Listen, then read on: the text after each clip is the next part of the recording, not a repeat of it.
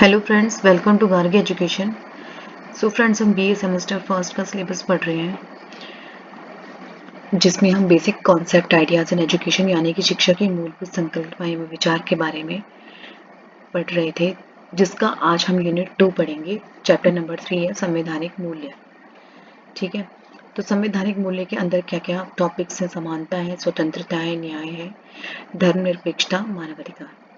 ठीक है, तो फ्रेंड्स सबसे पहले तो हम संवैधानिक मूल्यों को समझेंगे कि संवैधानिक मूल्य यानी आपको पता है कि संविधान क्या होता है। संविधान से हमारा तात्पर्य ये होता है कि कोई भी प्रत्येक देश या प्रत्येक राष्ट्र का अपना एक संविधान होता है, जिसमें उसका एक कानून होता है, नियम होता है, जो सरकार चलाने के लिए काम आता है। ठीक है, इतना आपको पता होगा। तो संविधान की एक मतलब जो नागरिकों के अधिकारों, हमारे कर्तव्यों का जो वर्णन करता है, वो प्रत्येक देश का, प्रत्येक राष्ट्र का एक संविधान होता है। तो फ्रेंड, संविधान में जो नियम होते हैं, सिद्धांत होते हैं, मूल्य होते हैं, प्रक्रिया, आपको ये सब पता होगा कि संविधान में मौलिक कर्तव्य होते हैं, मूल्य होते हैं, सिद्धांत, अनेक नियमों की सूची होती है, अनुच्छेद होते हैं। तो संवैधानिक मूल्य क्या होता है? यानी कि समानता और स्वतंत्रता, न्याय, धर्मनिरपेक्षता, मानवाधिकार जैसे ये संवैधानिक मूल्य हमारे संविधान में कैसे जुड़े, यानी इनका बेस क्या है? आखिर ये प्रत्येक राष्ट्र के संविधान में इनकी महत्ता क्या है, यानी क्यों महत्वपूर्ण है, और ये किस प्रकार से इनका उदय हुआ? तो सबसे पहले तो फ्रेंड्स, इसकी नींव जो थी संवैधानिक मूल्यों की, वो फ्रांस की राज्य क्रांति से हुई। यानी फ्रांस की राज्य क्रांति किस प्रकार, फ्रांस की राज्य क्रांति क्या है? सबसे पहले तो मैं आपको बताती हूँ कि फ्रांस में जो 1790 में जो राज्य क्रांति हुई फ्रांस में, उसका कारण ये था कि वहाँ की जो तत्कालीन सरकार थी, उसका राजतंत्र यानी जो राजाओं द्वारा चलाई गई सरकार थी वहाँ पे, तो उनके द्वारा जनता का शोषण करना या उनका आर्थिक शोषण करना, सबको समान अधिकार ना देना, उच्च वर्ग के लोगों को विशेष अधिकार प्राप्त होना, या बहुत से ऐसे थे जिसमें राजशाही शासन चलता था प्राचीन, और ऐसे विद्रोह, यानी उन्होंने उस शासन का विद्रोह किया। वहां के लोगों ने, वहां की जनता ने, वहां के नागरिकों ने उस राजतंत्र का विद्रोह किया, तो उसी को फ्रांस की राज्य क्रांति कहलाई। तो इसी राज्य क्रांति ने, इसी राज्य क्रांति में आप कहें, जैसे इसी राज्य क्रांति के कारण ही प्रत्येक देश ने, प्रत्येक राष्ट्र ने अपने संविधान में मौलिक कर्तव्यों को जोड़ा, मौलिक संवैधानिक मूल्यों को जोड़ा, जिसके अंदर हम समानता, स्वतंत्रता, न्याय, धर्मनिरपेक्षता और मानवाधिकार को रखा। तो फ्रेंड्स, सबसे पहले आपको पता चल गया कि नींव फ्रांस की राज्य क्रांति से शुरू हुई। तो फ्रांस ने संविधान में मानवीय अधिकारों की घोषणा की है। ठीक है, तो इसमें यह है कि इसमें नागरिकों को कुछ समान अवसर, समान अधिकार, मौलिक कर्तव्य, यानी उनको उनके अस्तित्व के विकास के लिए, यानी कि जो हमारे व्यक्तित्व का विकास कर सके, हमें कानून के समक्ष समानता प्रदान कर सकते थे, ऐसे मौलिक कर्तव्य प्रत्येक राष्ट्र ने शुरू कर दिए थे। ठीक है, तो सबसे पहले फ्रांस की क्रांति के बाद 1791 में किसने किया? संयुक्त राज्य अमेरिका ने। ठीक है, संयुक्त राज्य अमेरिका ने क्या किया? संविधान में प्रथम 10 संशोधनों द्वारा व्यक्तियों को अधिकार में व्यक्तियों के अधिकार को संविधान का अंग बनाया। यानी कि उन्होंने ऐसे 10 संशोधन रखे जिसमें हमें नागरिकों को उनके अधिकार प्राप्त हो। ठीक है, उसके बाद क्या हुआ? उसके बाद प्रथम विश्व युद्ध के बाद अनेक ऐसे पुराने राज्य थे, युद्ध थे, स्थापित नवीन राज्य, ठीक है, उन्होंने संविधान में मौलिक अधिकारों का समावेश किया। ठीक है, अलग अलग।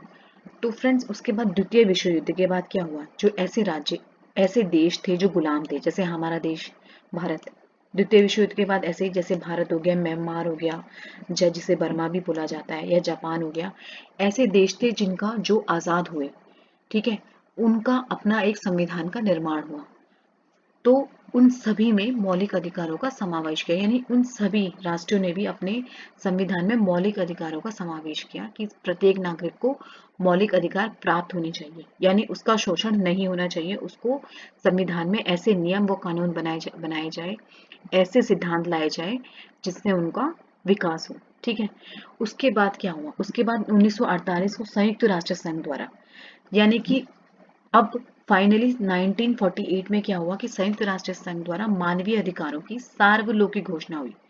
यानी कि अब प्रत्येक राष्ट्र, यानी कि हर राष्ट्र अपने संविधान में नागरिकों के अधिकारों की, नागरिकों की प्रत्येक मूल्यों की व्यवस्था करेगा अपने संविधान में।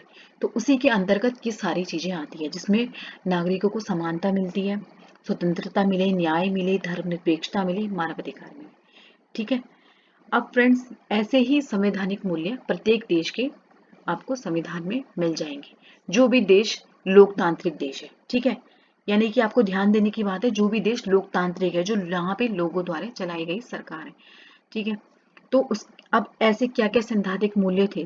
तो सबसे पहले तो है समानता।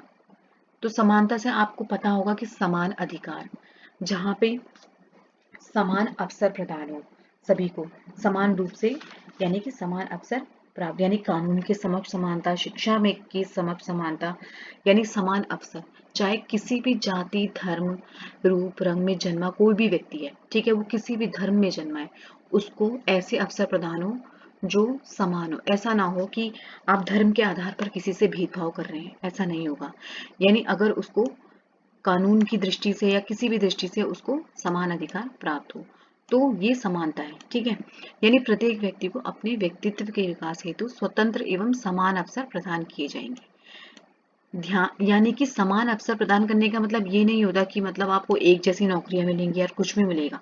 इसका मतलब ये है कि आपकी योग्यता के अनुसार, यानी जो आपकी योग्यता होगी, यानी आप अलग अलग फील्ड में जाते हैं जो भी, तो जिस प्रकार से जिसकी ये योग्यता होगी जिन नागरिकों की, वो उनको उस तरीके से अवसर प्रदान हो, यानी उनको समान अधिकार, समान अवसर प्रदान हो। यानी उसमें कोई भी ऐसा भेदभाव ना किया जाए कि वो इस जाति से संबंधित है, या इस धर्म से संबंधित है, या इस वंश से संबंधित है। ठीक है। तो समानता का अधिकार, यानी समानता ऐसा सिद्धांतिक मूल्य है जिसमें प्रत्येक व्यक्ति को, प्रत्येक नागरिकों को इक्वल राइट्स हो। ठीक है। अब दूसरा है स्वतंत्रता। स्वतंत्रता मतलब ये होता है कि स्वतंत्रता, देखो अब जैसे भारत में, हमारे देश में कई ऐसे स्वतंत्रता के 6 अधिकार माने जाते हैं कि हमें भाषण देने की स्वतंत्रता है, हमें लिखने की स्वतंत्रता है, हमें नारे लगाने की स्वतंत्रता है। तो ऐसी ही स्वतंत्रता जो व्यक्ति के व्यक्तित्व के विकास करे। ठीक है। उसको बंदिश ना हो किसी भी चीज को करने की, यानी कानून के समक्ष उसको मतलब ऐसी बंदिश ना हो कि वो संविधान के नियमों के अनुसार उसको एक स्वतंत्र व्यक्तित्व दिया जाएगा, जहाँ पे वो लिख सके, अपने विचार प्रस्तुत कर सके, भाषण दे सके, वाद विवाद कर सके, अगर उसे सरकार के खिलाफ कोई प्रोटेस्ट करना है वो उसको भी कर सके। तो ये स्वतंत्रता है। ठीक है। तो स्वतंत्रता का अर्थ, इसमें ये भी ध्यान देने वाली बात है कि ये केवल ये नहीं है कि अपनी इच्छाओं को या दूसरे के हितों की उपेक्षा करना, ऐसी स्वतंत्रता नहीं। स्वतंत्रता मतलब ये है कि अपने को आगे बढ़ाना। ठीक है। यानी अपने इस प्रकार से, जैसे मतलब आपको अपने निजी ढंग से संतुष्ट करना नहीं होता, बल्कि इसको आप ये नहीं कि आप राष्ट्र के अगेंस्ट में कोई काम कर रहे हैं स्वतंत्र होके। यानी स्वतंत्रता का मतलब ये होता है कि आपने विचार प्रस्तुत कर रहे हैं, आप भाषण देने की आपको स्वतंत्रता है, आपको कोई भी जीवन संबंधी प्रत्येक समस्या के विषय में अपनी निजी सोच रखने की स्वतंत्रता है। तो ये स्वतंत्रता, यानी ये सब क्या है, मतलब ये सैद्धांतिक मूल्य के अंदर है कि प्रत्येक व्यक्ति को स्वतंत्र जीने का अधिकार है। ठीक है। तीसरा है न्याय। अब न्याय कैसा कैसा सैद्धांतिक मूल्य है? न्याय मतलब होता है, अब आपको न्याय मतलब होता है फ्रेंड्स, देखो, यानी प्रत्येक व्यक्ति जो भी भारत का नागरिक है, यानी किसी भी देश का नागरिक जो लोकतांत्रिक देश है, सबको समान न्याय मिले। यानी ऐसा ना हो कि उच्च वर्ग के लोगों को न्याय मिले और जो निम्न वर्ग के लोग हैं उनके साथ अन्याय होता रहे। यानी कानून के समक्ष सब इक्वल हैं, सब समान हैं। तो जनतंत्र की सफलता के लिए न्याय का होना आवश्यक है। ठीक है। तो इसके अनुसार सामाजिक संस्था द्वारा प्रत्येक व्यक्ति को बिना किसी भेदभाव के अवसर की समानता प्राप्त है, ये आपको पता है। तो कानून की दृष्टि में, यानी कि हमारे कानून की दृष्टि में ऐसा नहीं है कि कोई भी अगर गरीब है या कोई अमीर है, चाहे वो कोई भी किसी भी वर्ग का है, किसी भी जाति का है, उसको इक्वल राइट्स, यानी उसको कानून के समक्ष वो समान है। कानून के समक्ष उसका धनवान होना या किसी जाति का होना कोई मायने नहीं रखता। यानी ऐसा नहीं है कि किसी धर्म से संबंधित है तो उसको उसको सजा नहीं मिलेगी, या किसी जाति से संबंधित है उसको सजा नहीं मिलेगी। यानी उसको भी सजा मिलेगी, जो जो अपराधी होगा उसे सजा मिलेगी। तो ये न्याय मतलब कि सबको न्याय इक्वल मिलेगा, ऐसा नहीं होगा कि किसी के साथ अन्याय हो। चौथा सैद्धांतिक मूल्य है हमारा धर्मनिरपेक्षता। अब धर्मनिरपेक्षता फ्रेंड्स आपने पढ़ा होगा, आपको पता भी होगा धर्मनिरपेक्षता मतलब क्या होता है, कि सभी धर्मों का सम्मान। यानी कानून की नज़र में कोई भी धर्म का व्यक्ति है, चाहे वो हिंदू है, चाहे मुसलमान है, चाहे सिख ईसाई, जो हमारे देश में जितने भी धर्म के व्यक्ति हैं, चाहे और अदर कंट्रीज जो लोकतांत्रिक सरकार होती हैं, लोगों द्वारा चलाई जाती है, उनमें भी कई कैटेगरी के लोग रहते हैं। तो ऐसे में क्या होता है कि सभी धर्मों को समान रूप से देखना, ठीक है। यानी धर्मनिरपेक्षता का जो शाब्दिक अर्थ होता है धर्म से निरपेक्ष रहना। यानी आप ये नहीं कि आप किसी एक धर्म को एक फोकस करके चल रहे हैं, संविधान में ऐसा नहीं है। संविधान में धर्मनिरपेक्षता का मतलब है कि हम धर्म के मामले में कोई हस्तक्षेप न करना, यानी किसी भी धर्म का, सभी धर्मों का सम्मान करना। अगर कोई धार्मिक व्यक्ति, कोई भी किसी धर्म से संबंधित व्यक्ति अपना कार्य करता है तो उसको उस पर बाधा ना डालना। वह व्यक्ति या समुदाय की जो आस्था या धर्म हो उसे बिना बाध्यता के अनुसार आचरण करने की छूट प्रदान करना ही धर्मनिरपेक्षता है। यानी कानून के समक्ष सभी धर्म समान है। तो भारतीय धर्मनिरपेक्षता क्या है?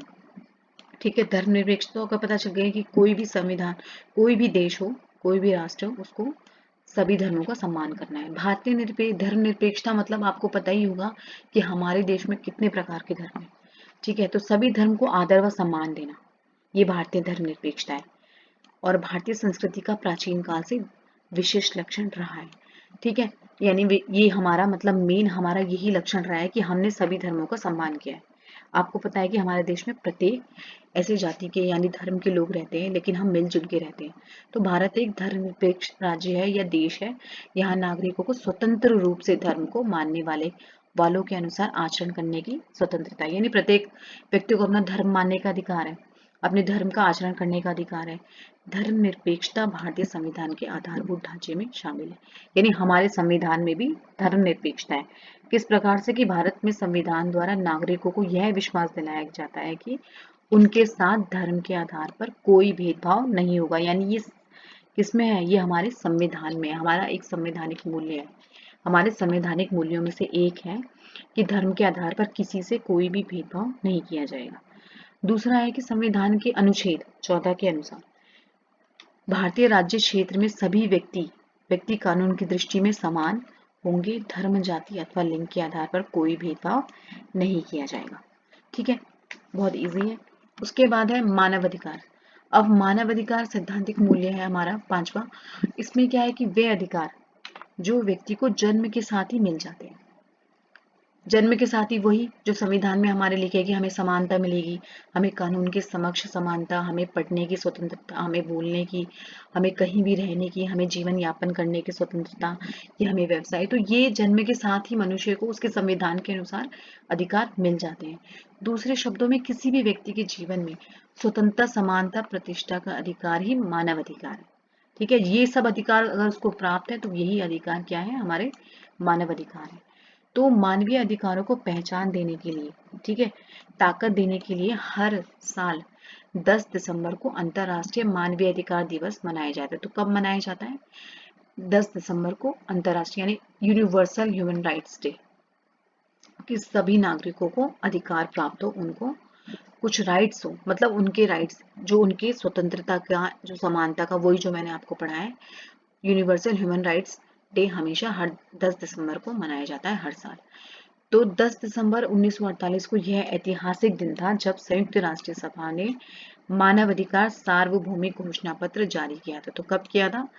यानी कि संयुक्त राष्ट्र संघ द्वारा महासभा ने मानवाधिकार सार्वभौमिक घोषणा पत्र, यानी सभी सार्वभौमिक मतलब होता है कि यूनिवर्सल, यानी कि जो भी देश, ऐसे देश जहाँ पे लोकतांत्रिक देश, ऐसे देश जो लोकतांत्रिक हैं, वो हर प्रत्येक साल, मतलब हर साल 10 दिसंबर को एक ह्यूमन राइट्स डे मनाया जाए वहाँ पे। तो इसके बिंदु यानी इसके अहम बिंदु क्या थे? इनमें क्या क्या था? इनमें ये था कि जो सभी लोग होंगे गरिमा और अधिकारों के मामले में स्वतंत्र और बराबर है। यानी किसी भी देश के नागरिकों को हमेशा समान अवसर मिले, समान अधिकार मिले और उनको मतलब स्वतंत्रता मिले और वो इक्वल हो, कानून की नजर में बराबर हो। प्रत्येक व्यक्ति को जीवन, आजादी और सुरक्षा का अधिकार है। ठीक है, यानी उसको आज़ादी भी मिले, उसको कानून से सुरक्षा भी मिले, उसका भी अधिकार है। सभी को गुलामी और दासता से आज़ादी का अधिकार है, यानी अब कोई गुलाम नहीं होगा। यानी स्वतंत्र देश में स्वतंत्रता और हमें समानता मिली हुई है। यातना नहीं, किसी को यातना ना मिले या प्रताड़ित ना हो किसी से, या क्रूरता से आज़ादी का अधिकार है। जब तक अदालत दोषी करार नहीं देता तब तक निर्दोष लेने का अधिकार है। तो जब तक अदालत दोषी करार, तब तक, तो ये सब क्या है, ये सारे हमारे मानवीय अधिकार है। ठीक है, ह्यूमन राइट्स। तो विचारों के अभिव्यक्ति है, हमें जानकारी हासिल करने का अधिकार है। तो ये सारे हमारे क्या है, मानवीय अधिकार के बिंदु, जो इसमें मेन इन मुख्य बिंदुओं को मानवाधिकार के अंतर्गत रखा गया। तो फ्रेंड्स, ये थे हमारे सैद्धांतिक मूल्य। ठीक है, जो प्रत्येक राष्ट्र ने अपने संविधान में इनको प्रत्येक राष्ट्र ने अपने संविधान में रखा। तो फ्रेंड्स, आई होप आपको ये संवैधानिक मूल्य समझ आए होंगे। तो नेक्स्ट क्लास में हम नेक्स्ट टॉपिक के साथ मिलेंगे। तब तक के लिए चैनल को सब्सक्राइब और वीडियो को लाइक शेयर जरूर करना। धन्यवाद।